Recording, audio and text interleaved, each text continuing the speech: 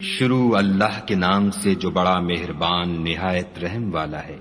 اے محمد صلی اللہ علیہ وآلہ وسلم، جب منافق لوگ تمہارے پاس آتے ہیں تو ازراہ نفاق کہتے ہیں کہ ہم اقرار کرتے ہیں کہ آپ بے شک خدا کے پیغمبر ہیں، اور خدا جانتا ہے کہ در حقیقت تم اس کے پیغمبر ہو، لیکن خدا ظاہر کیے دیتا ہے کہ منافق دل سے اعتقاد نہ رکھنے کے لحاظ سے جھوٹے ہیں۔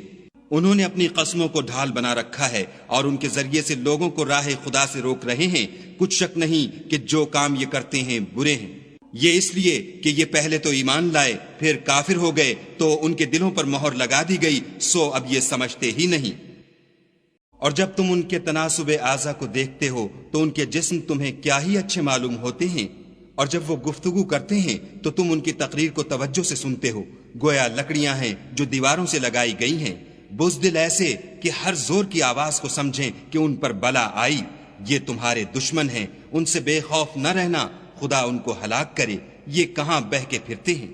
اور جب ان سے کہا جائے کہ آؤ رسول خدا تمہارے لیے مغفرت مانگیں تو سر ہلا دیتے ہیں، اور تم ان کو دیکھو کہ تکبر کرتے ہوئے منہ پھیر لیتے ہیں۔ تم ان کے لیے مغفرت مانگو یا نہ مانگو، ان کے حق میں برابر ہے، خدا ان کو ہرگز نہ بخشے گا، بے شک خدا نافرمان لوگوں کو ہدایت نہیں دیا کرتا۔ یہی ہیں جو کہتے ہیں کہ جو لوگ رسول خدا کے پاس رہتے ہیں ان پر کچھ خرچ نہ کرو، یہاں تک کہ یہ خود بخود بھاگ جائیں، حالانکہ آسمانوں اور زمین کے خزانے خدا ہی کے ہیں، لیکن منافق نہیں سمجھتے۔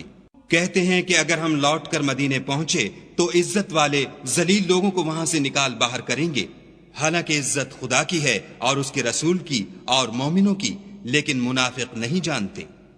مومنوں، تمہارا مال اور اولاد تم کو خدا کی یاد سے غافل نہ کر دے، اور جو ایسا کرے گا تو وہ لوگ خسارہ اٹھانے والے ہیں۔ اور جو مال ہم نے تم کو دیا ہے اس میں سے اس وقت سے پیشتر خرچ کر لو کہ تم میں سے کسی کی موت آ جائے تو اس وقت کہنے لگے کہ اے میرے پروردگار، تو نے مجھے تھوڑی سی اور مہلت کیوں نہ دی تاکہ میں خیرات کر لیتا اور نیک لوگوں میں داخل ہو جاتا۔ اور جب کسی کی موت آ جاتی ہے تو خدا اس کو ہرگز مہلت نہیں دیتا، اور جو کچھ تم کرتے ہو خدا اس سے خبردار ہے۔